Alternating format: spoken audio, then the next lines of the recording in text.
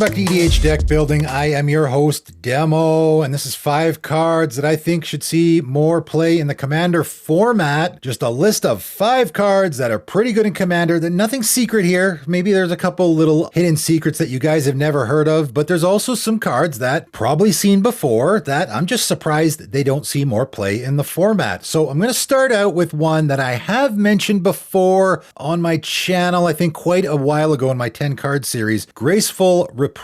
1 and a white instant. When target creature dies this turn, return that card to the battlefield under its owner's control. So not doing much here, right? This is not super flashy. However, what this card is doing is very unique in white. Obviously, there's a lot of black cards doing this, right? Lots and lots of those slingshot effects is what I call them. When this creature dies, you put it back into play. However, in white, this is a pretty rare, and that's why I'm giving this card a mention. And I know a lot of people look at this and go, okay, well, this is a great way to protect your creature, of course. Someone's going to kill it, or maybe someone casts a board wipe, 2 mana instant speed, I bring it back into play, which of course is good. But white does that pretty good already, right? White is really good, particularly at the I give my creature indestructible scenario. So why would I need this? Well, this is doing that, and it will get around certain things that indestructible and hexproof won't. Like Toxic Deluge, for example, right? One of the most popular board wipes in the entire format. Toxic Deluge gets around hexproof and indestructible. Graceful Reprieve will save you from a Toxic Deluge. Your creature dies,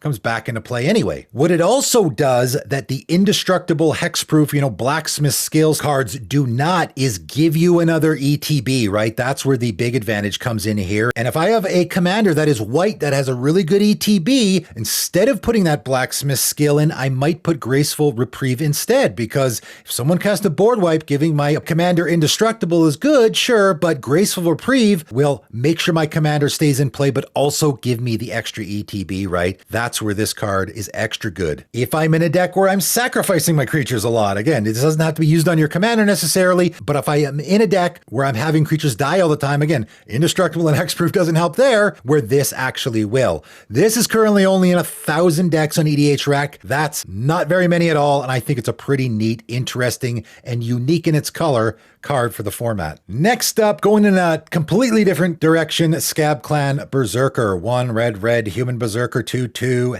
Haste and Renown 1, which of course means when this creature deals combat damage to a player. If it isn't renowned, you put a +1/+1 counter on it and it becomes renowned. Whenever an opponent casts a non-creature spell, if Scab Clan Berserker is renowned, it deals 2 damage to that player. So that is a fantastic ability in a commander format. And again, this is the other direction we're going, which is not, this is super niche. It fits only certain scenarios like the Graceful Reprieve. This is a card that you could put in any commander deck, and it really doesn't see play. For a card that is, in my opinion, phenomenal in any commander game, it is only in 4,000 decks on EDH Rec. And the reason why is because it is maybe a little bit of a good stuff card. I don't know. In a lot of decks, though, you do want to be going after your opponent's life total. Like any of those black-red group slug decks really want to be doing this. So I'm surprised this doesn't see more play in those decks. Any deck where you're throwing around that non-combat damage all the time, like in my Bralin deck, I'm seriously giving this card consideration, even though I don't have a ton of room there, but I am doing a lot of the dealing non-combat damage to my opponents. That deck, it fits extra good.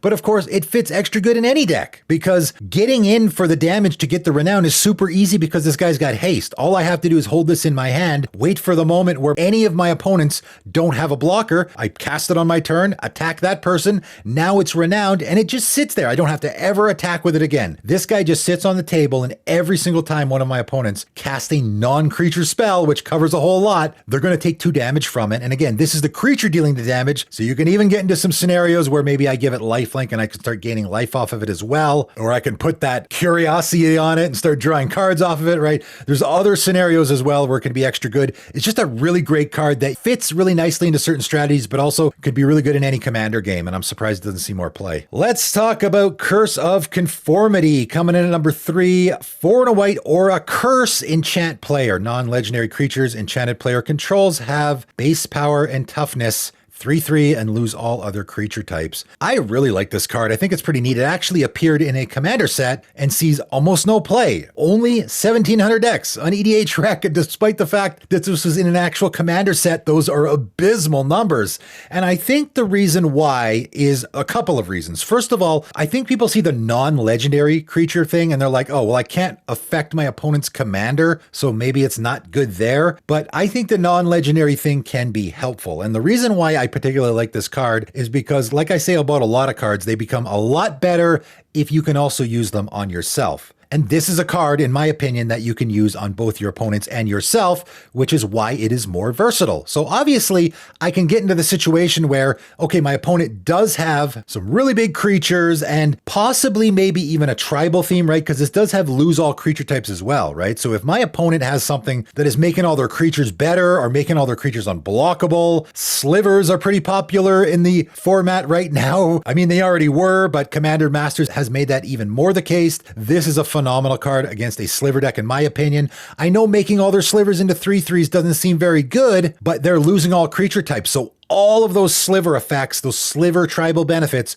are all gone. And it's likely they're going to have enough pumps in play to make their creatures bigger than 3/3s anyway. And it's likely that they're going to have some creatures that are naturally bigger than their 3/3s. So this can be a great card against them, but this is also a really great card to use on yourself. And that's where the non-legendary part becomes an advantage for you. This will make it so that you can use this card on yourself without turning your commander into a 3/3 and that loses all creature types. So now if I'm in a theme where I got a bunch of little 1/1 tokens lying around and maybe I don't have a lot of great tribal effects, now I can turn all my 1/1 creatures into 3/3s. And it also, I think, works well in the +1/+1 counter theme as long as you're not doing any tribal theme, right? If you're doing the +1/+1 counter theme with some tribe, maybe not such a great fit, again, because you lose all the creature types. But if I'm doing a +1/+1 counter theme, of course, the base power and toughness is 3/3, and then the +1/+1 counters is on top of that. So it might be an extra good fit there as well. I think it's a pretty good card that could probably fit in a few more decks. My third white card that I'm talking about in this video is Light of Hope, and I just think this is a great versatile card that really probably should be in a lot more decks because it is just so cheap and versatile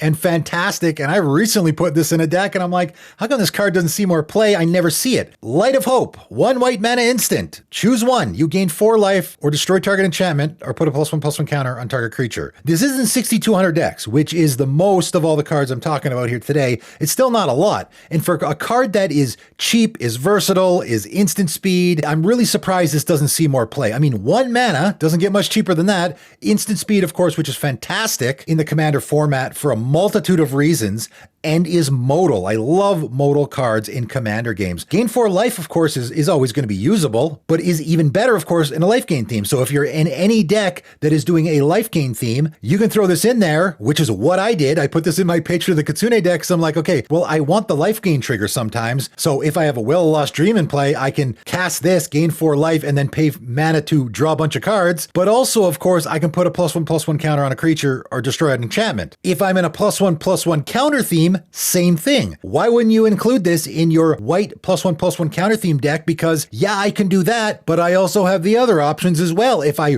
am really in a pinch and I need the life, or obviously if I just want to destroy an enchantment, which is likely what you're going to do, right? Most games, the destroy target enchantment is what you're going to be doing. There is, as we all know, a lot of really, really powerful enchantments in the Commander format. 1 mana instant speed destroy an enchantment is typically what you're going to do, but I can also do those other things as well. You could put this in any deck and you will never, ever feel bad for drawing it off the top, I promise you. But if you're in a life gain or +1/+1 counter theme particularly, it's extra good. Give it some consideration. All right, and coming in at number 1 this time is Nightmare Incursion. And this is a card that seriously, I think needs to see some more play for sure. Again, it's one of those jankier older cards that maybe people are not aware of. I had a patron put this in one of their decks recently that I was doing on my deck doctor, and I was like, oh yeah, I forgot about about that card. It is a great card, and I think it works really, really good in a commander game. Nightmare Incursion, 5 and a black sorcery. Search target player's library for up to X cards, where X is the number of swamps you control. Then exile them. That player shuffles. This is currently only in 662 decks on EDHREC, and of course,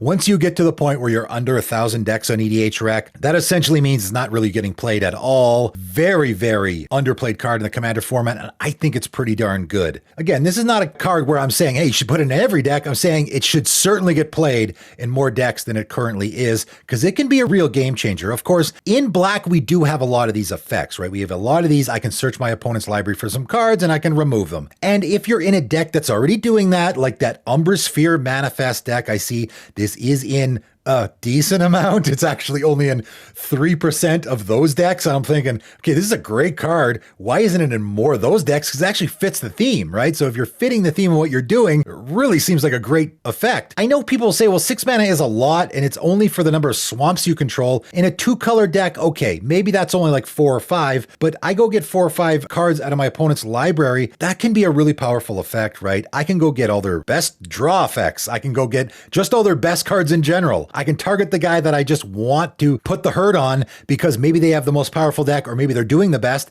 and just take the 4 or 5 or 6 best cards out of their deck. That seems pretty good. I can also get all the board wipes out of their deck, right? If I'm in a creature heavy theme, I can target maybe the white player because they got all the best board wipes. Get rid of that Farewell, get rid of that Vanquish the Horde. All the best board wipes in their deck, which are probably the best board wipes in that given game at the time. Get rid of all those. Don't have to worry about that for the rest of the game, right? I'm in a deck where I want my dice triggered. I don't want my stuff to get exiled. Seeing that Farewell go Farewell is going to be a real nice breath of fresh air for my deck. I can get rid of just the best cards, or I can get rid of the win cons, or I can get rid of the stuff that is really going to hate on my deck, right? Again, if I'm in a mono black deck where this is probably the best fit because of course you're going to pretty much just control swamps, so it's going to give you the most options to go grab, I can just go get the most powerful enchantments out of my opponent's deck, right? Again, I can't deal with enchantments very well in my mono black deck. So I target the player that's playing maybe white and blue, and I get the Rhystic Study out of there. I get the Smothering Tithe out of there, right? I get the Rest in Peace out of there because I'm playing a graveyard deck. I get rid of all those problematic things.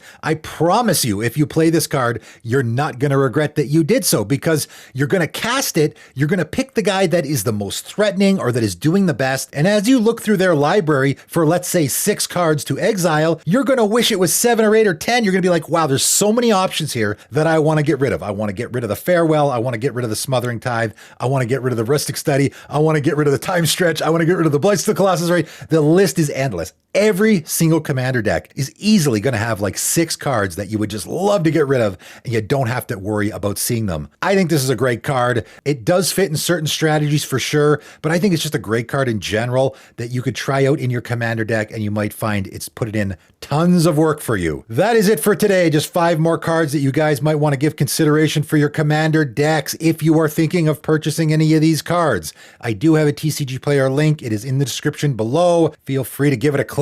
That is it for today, though, and thanks for tuning in.